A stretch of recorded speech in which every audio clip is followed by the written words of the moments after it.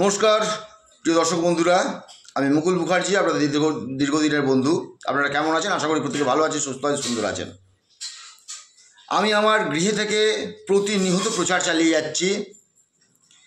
যদি আপনাদের সেবায় এতটুকুনি কাজে লাগতে পারি, শুধু আপনাদের নয়, আগামী প্রজন্মের সেবায়, বারবার করে আমাদের অনুষ্ঠান প্রত্যেকটা পরিবারের কাজ, প্রত্যেকটা পরিবারে বাদ,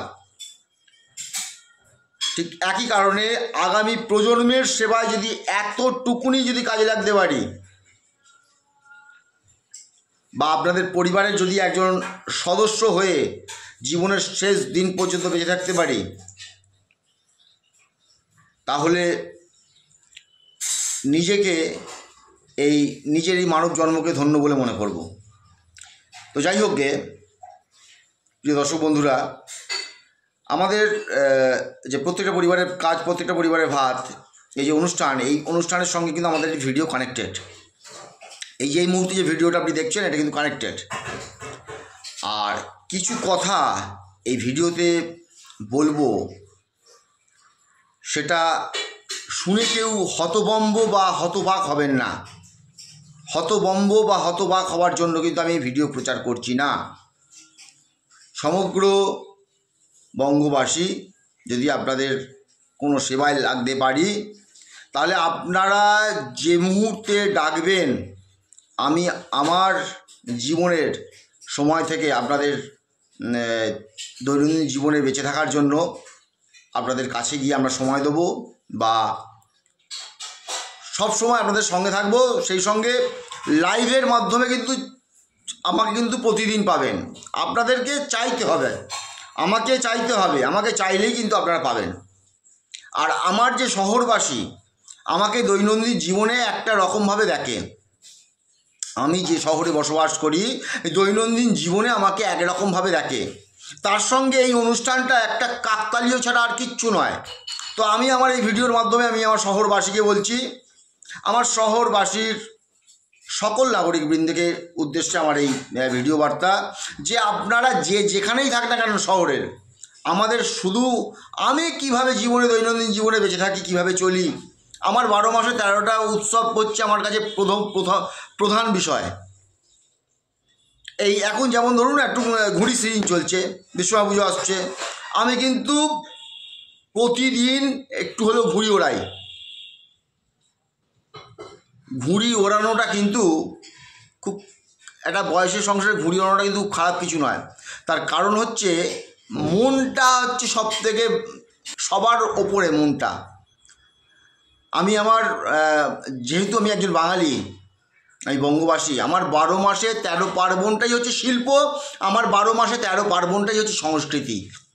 অর্থাৎ শিল্প আর সংস্কৃতিকে দুজনকে মিলিয়ে কিন্তু আমাদের এই বাঙালি সমাজ। শিল্পের মধ্যেই সংস্কৃতি লুকিয়ে আছে, সংস্কৃতির মধ্যেই শিল্প লুকিয়ে আছে। তা ঘুড়িটা হচ্ছে একটা শিল্প, আর ঘুড়ি ওড়ানোটা হচ্ছে একটা সংস্কৃতি। তা এরকম বাজিও আমি পোড়াই, রঙও আমি খেলি, আর সকল পুজো পার্বণে ছোটো থেকে বড়দের সঙ্গে একই রকমভাবে মেলামেশা করি।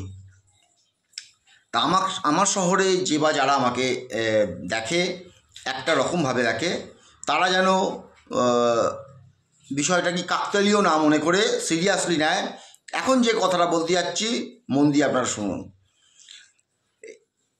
কিছুদিন আগে, 2-4 দিন আগে, পার্থ নন্দী মহাশয়, আমার ফেসবুকের দীর্ঘদিনের, প্লাস আমার রাজনৈতিক ক্যারিয়ারে দীর্ঘদিনের আলাপ পরিচয়, উনি আমার শহরের মধ্যে বসবাস করেন। উনি একটি পোস্ট করলেন যে আমাদের বাঙালির শ্রেষ্ঠ উৎসব কি। তা সেটা নাকি কেউ সাহস করে ফ্রেশভাবে বলতে পারছে না যে আমাদের শ্রেষ্ঠ উৎসব হচ্ছে দুর্গাপুজো।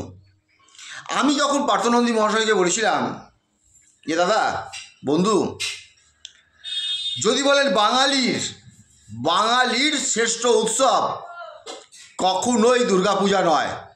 দুর্গাপুজো হচ্ছে আমাদের হিন্দু জনজাতির শ্রেষ্ঠ উৎসব, বাঙালি জনজাতির শ্রেষ্ঠ উৎসব নয়।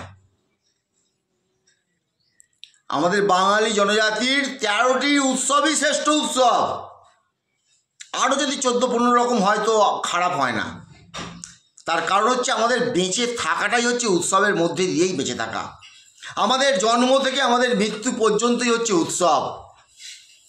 দেখুন, ঘরে ছেলে হলো, মেয়ে হলো, বাচ্চা হলো, সন্তান হলো, সেখানে সেটরা পুজো থেকে শুরু করে সত্যনারায়ণ থেকে শুরু করে সব সময় একটা উৎসবের মধ্যে। এখন মরে যাচ্ছে, সেখানে উৎসব।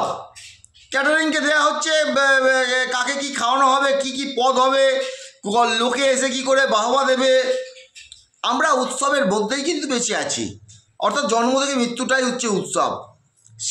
শ্রেষ্ঠ উৎসব বলতে বিভিন্ন শহরে বিভিন্ন জায়গার একটা করে উৎসব আছে, তার শহরের সেটাই শ্রেষ্ঠ উৎসব। আমার শহরের শ্রেষ্ঠ উৎসব হচ্ছে জগত্রী পুজো। উনি বললেন যে বোম্বে গণেশ পুজো 100%, বোম্বে শ্রেষ্ঠ উৎসব গণেশ পুজো। হিন্দু জনজাতির শ্রেষ্ঠ উৎসব হচ্ছে দুর্গা পূজা, এর মধ্যে কোনো ভুল নেই। এখন ওনার বক্তব্য হচ্ছে ঘুরিয়ে পেঁচিয়ে কথা। আমি পার্থবাবুকে বলেছি, দাদা ঘুরিয়ে পেঁচিয়ে নয়, আমি ভিডিওর মাধ্যমে আপনাকে সবিস্তারে বলবো যে আমাদের কোনটা পুজো মানে হচ্ছে ভক্তি। পূজার মধ্যে লুকিয়ে থাকে ভক্তি। আমরা কি সত্যি ভক্তি ভরে পুজো করি? পার্থবাবু, আপনি কি বলতে পারবেন যে আমরা সত্যি ভক্তি ভরে পুজো করি, না উৎসবের মধ্যে পুজো করি? দেখুন, আমাদের মাননীয় কিন্তু একটা কথা বলেছেন, ধর্ম যার যার, উৎসব সবার। অর্থাৎ আমাদের যে পুজো পার্বণ যাবতীয় যা কিছু হয় সবই হয় উৎসব, হয় পুজো উৎসব। আমাদের মাননীয়া বলেছে ধর্ম যার যার, উৎসব সবার।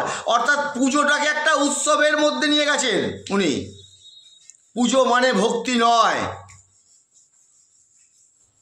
আজকে কেন জানি না আমার বলতে ইচ্ছা করছে, কেউ যেন চমকাবেন না। মাননীয় ফিরহাদ হাকিম মহাশয় কয়েক মাস আগে তাদের মুসলিম সমাজে একটি বক্তব্য রেখেছিলেন যে যারা মুসলিম হয়ে জন্মগ্রহণ করেনি তাদের নসিব খারাপ আছে। আমি সত্যি আজকের দিনে আমি বলছি, আমি মুসলিম হয়ে জন্মগ্রহণ করিনি, আমার নসিবটা সত্যি খারাপ আছে। এবার আপনার মধ্যে প্রশ্ন জাগতেই পারে যে আপনি কেন এই কথাটা বলছেন, আপনি একজন ব্রাহ্মণ সন্তান হয়ে। দেখুন, মুসলিম সমাজে আমি গতকাল একটা উৎসব ছিল নবী দিবস, সেখানে তাদের সন্তানদের ধর্ম পাঠ করানো হয়, সেখানে তাদের সন্তানদের ধর্ম শিক্ষা দেওয়া হয়। ধর্ম শিক্ষার মধ্যে এটা অতি অবশ্যই বলা হচ্ছে যে তুমি তোমার ধর্ম কি। তার সকল ছোট ছোট সন্তানরা বলছে আমাদের ধর্ম হচ্ছে ইসলাম, আমি মুসলিম। গর্বের সঙ্গে বলছে সেই খুদে খুদে সন্তানরা। তাদের ধর্মজ্ঞান, তাদের ছোট থেকে ধর্মজ্ঞান দেওয়া হচ্ছে, ধর্ম পাঠ পড়ানো হচ্ছে, যা আমাদের হিন্দু সমাজের মধ্যে নেই। আপনি যদি আপনার ছেলেকে যদি বলতে চান যে তুই হিন্দু, হ্যাঁ, এইটা আবার কীরকম, এটা ধর্মীয় মেরুকরণ হয়ে যাচ্ছে না শুয়ারের বাচ্চা?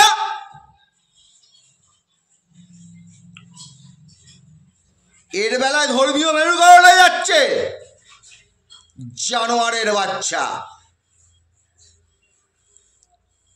নিজের সন্তানকে সুশিক্ষা দেওয়া, ধর্মীয় শিক্ষা দেওয়া মানে এটা ধর্মীয় মেরুকরণ হয়ে গেল। দেখুন, ধর্মের ভিত্তিতেই কিন্তু একদিন এই বাংলা কিন্তু বিভক্ত হয়েছিল। এই বাংলা দুটুকরো হয়েছিল ধর্মের ভিত্তিতে। তাহলে কেন আপনি আপনার সন্তানকে ধর্ম শিক্ষা দেবেন না? কেন আমাদের পাঠ্যপুস্তকে কেন ধর্মীয় শিক্ষা থাকবে না? একটাই তো ভারতবর্ষ, একটাই তো দেশ। তাহলে একটা দেশে দুরকম দ্বিচারিতা কেন? একটি মাত্র দেশে দুরকম দ্বিচারিতা কেন? অন্য ধর্মের মানুষে তার সন্তানকে ধর্মীয় শিক্ষা দিতে পারে, আপনি আপনার সন্তানকে পাঠ্যপুস্তকের মাধ্যমে কেন ধর্মীয় শিক্ষা দিতে পারবেন না? সেই সাহসটা কেন আপনার নেই? আপনি কিনা আপনার দেশে বসবাস করেন। এই ধর্মের ভিত্তিতেই তো একদিন দেশ বিভক্ত হয়েছিল। থাকুক না বিভিন্ন জনজাতির মানুষ, ধর্ম তো একটাই, হিন্দু ধর্ম তো একটাই, মুসলিম। থাকুক না ভিন্ন। বৌদ্ধ ধর্মের মানুষ আমার এখানে আছে, সে কি তার সন্তানদের সে যে বৌদ্ধ সেই শিক্ষাটা কি দেয় না? যারা শিখ সম্প্রদায়ের মানুষ সে কি তার সন্তানদের কি শিখ গুরুর শিক্ষা দেয় না? তাহলে আপনি কেন আপনার সন্তানকে দেবেন না? যে তুমি একজন হিন্দু, পরে তুমি বাঙালি, পরে তুমি অসমিয়া, পরে তুমি উড়িয়া, পরে তুমি বিহারি, পরে সেসব, আগে তুমি তোমার যে জাতি, তোমার যে এটা সেটা হিন্দু, কেন করবেন না? তো যাই হোক গে, আজকে এটা অনেক ক্ষোভে দুঃখে বললাম যে আমারই দেশ, আমার দেশেই একটা অন্য ধর্মাবলম্বীর মানুষ, অন্য ধর্মের মানুষ, সে তার সন্তানদের কত সুন্দর শিক্ষা দিচ্ছে। আর আপনি আপনার সন্তানকে কেউ বিজেপি করছে, কেউ তৃণমূল করছে, কেউ কংগ্রেস করছে, কেউ সিপিএম করছে, দিয়ে নিজেদের মধ্যে নিজেরা লড়াই করে মারামারি করে নিজেরা নিজেদেরকে শেষ করছে। একবার ভাবছেন আমি একজন হিন্দু হয়ে একটা হিন্দু ভাইকে মারছি। রাজনীতির আগে কত টাকা লাগবে, কত টাকা? আগে ফার্স্ট মুকুল মুখার্জির সঙ্গে কথা বলো, কত টাকা? 60 থেকে 90 দিন, 60 থেকে 90 দিন কথা শুনে চলো। তোমাদের সব কিছু দায় দায়িত্ব নিলাম, এই ভিডিওর মাধ্যমে প্রচার করছি, সবের দায় দায়িত্ব নিলাম। আমি প্রশাসন নই। আমাকে ভোট দিয়ে 5 বছরের জন্য আপনারা কোথাও পাঠাননি, আর আমার এগুলো চাই না। আমার এটা কোনো রাজনৈতিক প্রোগ্রাম নয়। আমার জনজাতিকে রক্ষা করা এবং আমার আগামী প্রজন্মকে রক্ষা করাই হচ্ছে আমার প্রধান কাজ। রাজনীতি আপনাদের জন্য। রাজনীতি করতে গেলে আপনি একটা হিন্দুকে মারবেন? কিসের রাজনীতি? নীতির লড়াই করুন। এখন তো নীতির লড়াই হিসেবে দেখছি শক্তির লড়াই। আর সকল মায়েদের বলছি, মেয়েদের বলছি, বা যেসব বাবাদের কন্যা সন্তান আছে, বা যেসব মায়েদের কন্যা সন্তান আছে, তাদেরকে বলছি, মেয়েদেরকে মাঝে মাঝে একটুখানি করে লোহার বার, লোহার টুকরো, লোহার বল বিয়ারিং খাওয়াবেন, খাবারের সঙ্গে লোহা খাওয়াবেন। কেননা তারা যখন সন্তান প্রসব করবে, তারা ছেলেদেরকে লোহালক্কর করে জন্ম দেবে, যাতে লড়াই করতে পারে। কারণ আগামী দিনে এই বাংলায় লড়াই করে বেঁচে থাকতে হবে, তার জন্য শক্তি দরকার। খাবারে তো ভেজাল খাবার খাইয়ে আপনাদের সন্তানদের মানুষ করছেন, শক্তি আসবে কোত্থেকে? একটু আধটু লোহালক্কর খাইয়ে মানুষ করবেন সন্তানদের। যদি সেই সন্তানরা জন্মগ্রহণ করার পর একটু শক্তি নিয়ে জন্মায় লড়াই করার। চাউমিন, পকোড়া, ওই আরও কী সব pizza, burger, ice cream, pastry, cake, এইসব খাইয়ে তো মানুষ করছেন দুধে ভাতে করে, বাপ মায়ের একটা করে চলতে শিখে। কালকে গাধার পেছনে চলে গেলে দেখার কেউ নেই, আপনিও গাধার পেছনে চলে যাবেন। তো যাই হোক গে, যে ধর্মীয় পূজা পার্বণ বা ধর্মীয় সংস্কৃতি যেসবগুলো আছে সেগুলোকে সংস্কৃতিতে রূপান্তরিত করেছে, বা যেগুলো আমাদের সংস্কৃতি আছে সেগুলো উৎসবে রূপান্তরিত করেছে। অতি অবশ্যই মেলা বসে, কেনাকাটা হয়, এটা উৎসব না হলে হয় না, 100% সত্য। কিন্তু এর মধ্যে কিন্তু ধর্মীয় ভাবাবেগ, যে ভক্তি কিন্তু নেই। ভক্তির মধ্যে লুকিয়ে আছে শক্তি। আপনারা যদি শক্তি সঞ্চয় করতে চান, তাহলে আগে প্রথম ভক্তিকে নিয়ে আসুন। বাড়ির কালীটা কালী, বাড়ির দুর্গাটা দুর্গা। আর রাস্তায় কালী পুজো, দুর্গা পুজো হলেই মদ্যপান, হই হুল্লোড়, নাচ গান, ফুর্তি। 4 দিন তো মাল্লু খেতেই হবে, মাল্লু না খেলে পুজোই হবে না, ফুর্তি করতেই হবে। অর্থাৎ আপনি আপনার সন্তানকে সেরকমভাবে শিক্ষা দিয়ে বড় করছেন, তা সন্তানরা সেই শিক্ষায় বড় হচ্ছে। পুজো মানে ভক্তি নয়। আমাদের ভক্তি প্রতি মুহূর্তে ফ্ল্যাকচুয়েট হয়। দুর্গা পুজোর সময় দুর্গা ভক্তি, কালী পুজোর সময় কালী ভক্তি, শিব পুজোর সময় শিব ভক্তি, গণেশ পুজোর সময় গণেশ ভক্তি। পার্থবাবু আপনি শুনছেন তো? আমাদের এইটা হচ্ছে রোটেশান। আমরা কি করে বলবো যে আমাদের বৃহৎ উৎসব, আমাদের হিন্দু ধর্মের যে বড় এটা শুধু দুর্গা পুজো, কী করে বলবো? আমাদের সবটাই তো উৎসব, কাকে ছেড়ে কাকে ধরি। ছোটোবেলায় দেখেছিলাম দুর্গা পুজোর সময় জামা কাপড় কেনা হয়, এটা ছোটোবেলা দেখেছিলাম। কেন কেনা হয় আপনি বলতে পারবেন কি? আমি বলতে পারবো কি কেন কেনা হয়?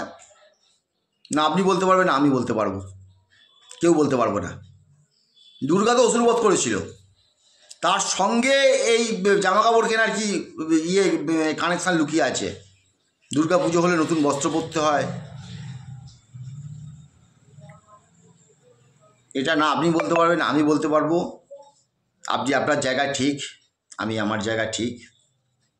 তো যাই হোক, গে ভক্তি ভরে চলুন একটুখানি বাবা বিশ্বনাথকে প্রণাম জানানো যাক। এখন কবি তার নিজের কথায় কি বলছে বাবা বিশ্বনাথকে শুনুন। বলছে, আকাশ পথে প্রেম করেছি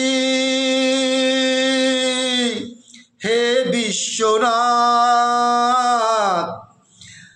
যা কিছু আমার আছে তোমায় সবলাম আজ।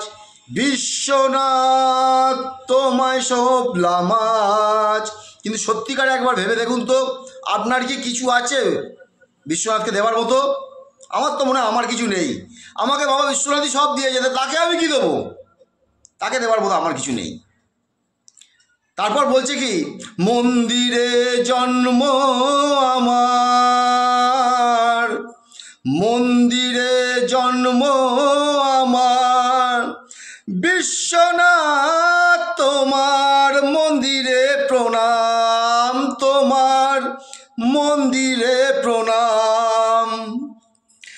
আকাশ পথে প্রেম করেছি হে বিশ্বনাথ, যা কিছু আমার আছে তোমায় সবলাম আজ। বিশ্বনাথ তোমায় সবলাম আজ। তো যাই হোক গে, বাবা বিশ্বনাথকে প্রণাম জানিয়ে আজকের একটা বিষয় আপনাদের সামনে তুলে ধরছি।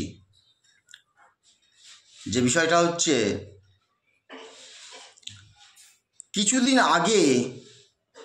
কিছুদিন আগে লোকসভায় নাকি একটি বিল নিয়ে আসা হয়েছে। বিলটা এখনও কী অবস্থায় আছে আপনি জানি না। তো বিলটার আইনগত বিলটা কি, যে সকল ওই জনগণের রক্ষাকর্তা আর কি, যে সকল জনগণের রক্ষাকর্তা আছেন বা থাকবেন, তারা যদি কোনো কারণবশত হাজতবাস করে আসেন কোনো কারণবশত, তাহলে সে আর পুনরায় টিকিট পাবেন না বা পুনরায় আর দাঁড়াতে পারবেন না। এটা সংসদে নাকি এই ধরনের একটা বিল আসছে। আমি সকল দর্শক বন্ধুদের বলবো করজোরে যে আমার এই ভিডিওটা সংসদ অবধি পাঠিয়ে দিন প্রচুর শেয়ারের মাধ্যমে। এতে আপনাদের সঙ্গে আগামী প্রজন্মের কত ভালো হবে সেটা আপনারা এখন এই মুহূর্তে জানতে পারবেন না। আমার এই বার্তাটা সংসদ অবধি পাঠিয়ে দিন, রাজ্যসভা লোকসভা অবধি পাঠিয়ে দিন আমার এই বার্তাটা। যারা প্রতিনিয়ত একটা করে বিল তৈরি করছে দেশের ভালোর জন্য, ভালোটা আমি আঙুল দিয়ে দেখিয়ে দিচ্ছি যে আপনারা করেছেন, খারাপ করেননি, খুব ভালো করেছেন, সুন্দর করেছেন। বিলটা খারাপ নয়, ভালো বিল। কোনো চোর ছ্যাচোর দেশ চালাবে না, জেল খাটা আসামি নিজেকে দেশ চালাবার পর নেতাজি গান্ধীজি ক্ষুদিরাম ভাববে না, তাহলে তাদের অপমান করা হবে অতি অবশ্যই। এই দেশের সরকার গণতান্ত্রিক পদ্ধতিতে বা ভোটদান প্রক্রিয়ার মাধ্যমে তারাই অংশগ্রহণ করতে পারবে সরকার গড়ার জন্য, যারা দেশদ্রোহী কার্যকলাপের সঙ্গে কোনোদিন যুক্ত নয়, বা রাষ্ট্রদ্রোহী কার্যকলাপের সঙ্গে কখনোই যুক্ত নয়, বা সমাজ বিরোধী কার্যকলাপের সঙ্গে কখনো যুক্ত নয়। যে বা যারা এই রাষ্ট্রদ্রোহী, দেশদ্রোহী বা সমাজ বিরোধী কার্যকলাপের সঙ্গে যুক্ত, তারা কেউ ওই ভোটদানে অংশগ্রহণ করতে পারবে না, বা কেউ রাষ্ট্রকে নির্মাণ করার কাজে কিন্তু হাত লাগাতে পারবে না। দেখুন, যদি আমার কথাটা যদি বোধগম্য হয়ে থাকে, বা যদি মনে করেন যে না এটা একটা ভালো পন্থা, কেননা যে ক্রিমিনাল, যে দেশদ্রোহী কার্যকলাপের সঙ্গে যুক্ত, সে ঠিক করছে রাষ্ট্রকে চালাবে, সে ঠিক করছে। যে সমাজ বিরোধী কার্যকলাপের সঙ্গে যুক্ত, সে ঠিক করছে রাষ্ট্রকে চালাবে। বলছে আপনি হ্যাঁ পড়াই নেই, আপনি হ্যাঁ পড়াই নেই, মানে এই রাজনীতিতে কেউ পরই নয়, সবাই আপন। যে বিরোধী সেও আপন, যে নিজের সেও আপন, সবাই আপন। তো এই রাজনীতির বিষয়টা আমার আপনার জন্য নয়, আমার আপনার জন্য যেটা, সেটা হচ্ছে প্রত্যেকটা পরিবারের কাজ, প্রত্যেকটা পরিবারের ভাত, প্রত্যেকটা মানুষ যাতে সুন্দরভাবে বাঁচতে পারে, সেই সঙ্গে আমার বাঙালি জনজাতি যাতে অর্থনৈতিকভাবে স্বাবলম্বী হতে পারে। আর 60 থেকে 90 দিন শুধু নিয়ম মেনে চলুন, দেখুন না কি হয়, অনেক কিছু হবে। তাই অনুষ্ঠান শেষ করার আগে কবির ভাষায় একটি কথা উল্লেখ করি। মানুষ মানুষেরই জন্যে, জীবন জীবনেরই জন্যে, মানুষ মানুষের জন্য, জীবন জীবনের জন্য বলে রক্তদান শিবিরে গিয়ে ঢাকঢাক করে শুয়ে পড়ে রক্ত দিয়ে বিশাল কিছু মহৎ কাজ করে ফেললো, এই সেসব ব্যাপার নয়। আজকে রক্ত দিচ্ছে, কালকে বলছে অমুকের ছেলে তমুকের ছেলে। এই তো হচ্ছে মানুষ মানুষের জন্য। একটু সহানুভূতি কি মানুষ গো পেতে পারে না গো বন্ধু? মানুষ মানুষেরই জন্যে, জীবন জীবনেরই জন্যে, একটু সহানুভূতি কি মানুষ গো পেতে পারে না গো বন্ধু? মানুষ মানুষেরই জন্যে। মানুষ যদি সেই না হয় মানুষ, দানব কখনো হয় না মানুষ।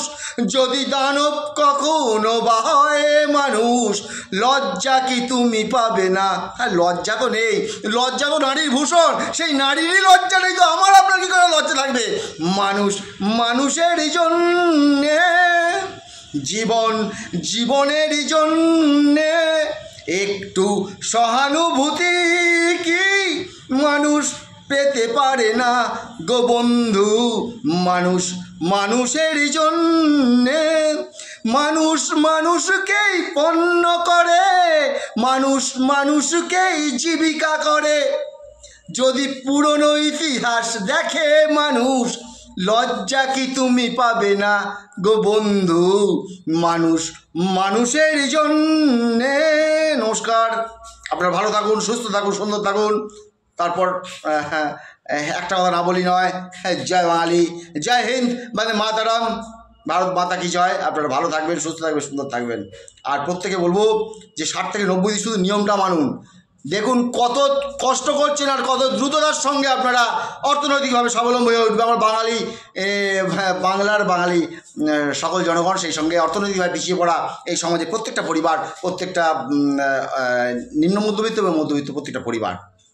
আর আমাকে দয়া করে করজোর করে বলছি, কেউ জ্ঞান আর উপদেশ দেবেন না, কি করে সম্ভব কাকতালীয় চিন্তাভাবনা করবেন না, শুধু নিয়ম মানুন। কী করে হচ্ছে দেখতে থাকুন, ম্যাজিক। বেস্ট অফ লাক, ভালো থাকুন, সুস্থ, টাটা।